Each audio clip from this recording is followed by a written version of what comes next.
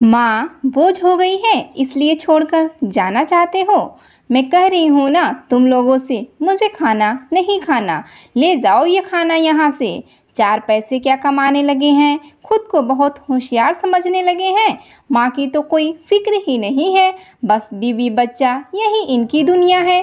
सुनंदा जी गुस्से में धमकी आते हुए बेटा बहू से बोल रही थी। पर माँ, हुआ क्या है, किस बात पर इतना गुस्सा हो रही हो? राशि ने कुछ कहा है या फिर बच्चों ने? मैं तो तुमसे कभी कुछ कहता ही नहीं, फिर ये खाने पर गुस्सा क्यों निकाल रही हो? खा लो ना।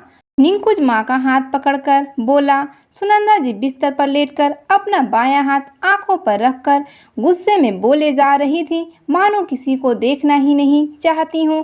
पर मम्मी जी बताइए तो सही, आखिर हुआ क्या है? मुझे तो अच्छे से याद है, आज मुझसे कोई गलती भी नहीं हुई। खाना भी बकायदा आपको पूछकर आपकी पसंद का बनाया है।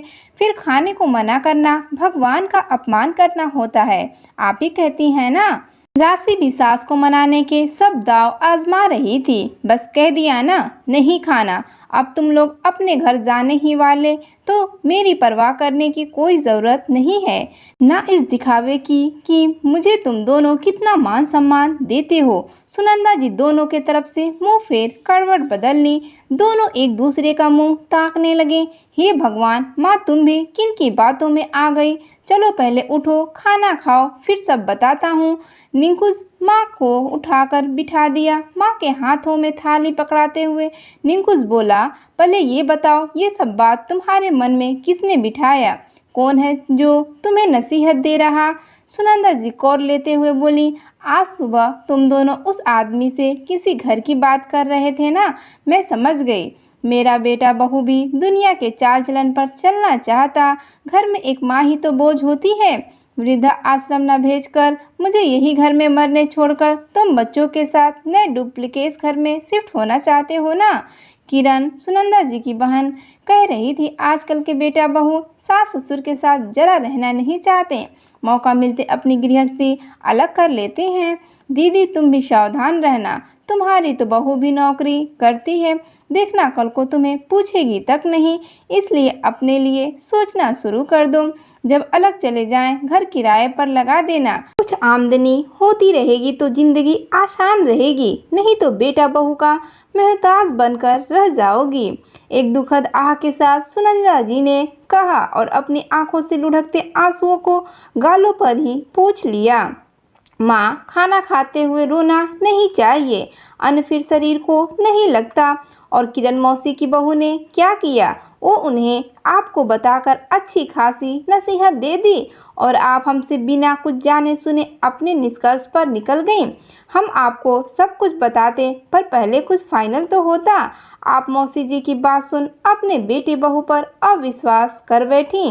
राशि की आंखें भर आई थी, क्योंकि वो सास को हमेशा बहुत सम्मान करती थी। माँ, तुम भी ना, पता है जो तुम आज सुबह आदमी की बात सुनकर आकलन कर बैठी हो, तो पता देता हूँ, हम तुम्हें छोड़कर ना कभी जाने का सोचते, ना ही कभी जाने वाले। यहाँ से कहीं गए भी तो तुम्हें हमेशा साथ रखेंगे। तुम्हारे सिवा एक दीदी ही अपनी है जो खुद अपने ससुराल में व्यस्त हैं। तुम्हारे लिए हमें सोचना है, और इसमें शादी के 10 साल बाद कोई कोताही की हो तो बताओ। राशि ने कभी तुम्हारी बात ना सुनी हो तो कहो। कितनी बार राशि जो कहती तुम नहीं मानती हो, ऐसे में राशि वही करती है जो तुम्हें पसंद हो, चाहे उसका मन हो ना हो। अब रही बात घर की, तो हम बस इन्वेस्टमेंट के लिए एक फ्लैट बुक करना चाह रहे थे, ताकि एक घर भी हो जाए, इनकम टैक्स में भी थोड़ी राहत मिले, और पैसे इधर उधर खर्च करने से बेहतर कहीं उसका प्रयोग करना लगा। इसलिए हम उस पहचान वाले बिल्डर को बुलाकर एक घर की बात कर रहे थे। तुम्हें छोड़कर जाने का कोई इरादा नहीं है, निंकुज ने माँ को समझाते हुए कहा। सच्ची बेटा, तुम लोग मुझे यहाँ छोड़कर नहीं जाने वाले? मैं बेकार ही किरण की नसीहत मान सोच बैठी, जब छोड़कर जाने वाले तो अपना इंतजाम भी कर लूँगी।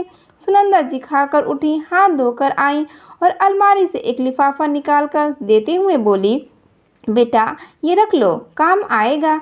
रिंकू आश्चर्य से लिफाफा लेकर खोला तो उसमें कुछ पैसे थे। ये सब क्या है माँ? पैसे हमें क्यों दे रही हो? ये तुम्हारे पैसे हैं ना?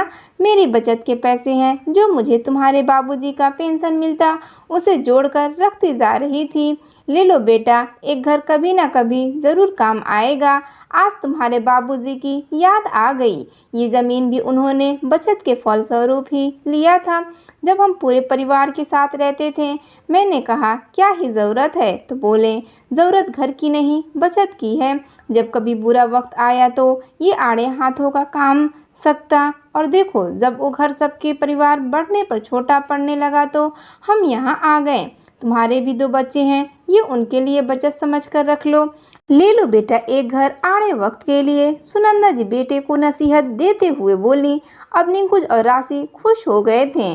पहले जिस बात पर नाराज हो खाना नहीं खा रही थी, अब माँ समझ भी गई थी और उन्हें नसीहत भी दे रही थी। दोस्तों, कभी कभी बड़े कुछ अधूरी बात सुन ना जाने मन में कितने ही आकलन कर बैठते हैं, पर जब सच्चाई जानते हैं तो नसीहत देने से भी नहीं चूकते।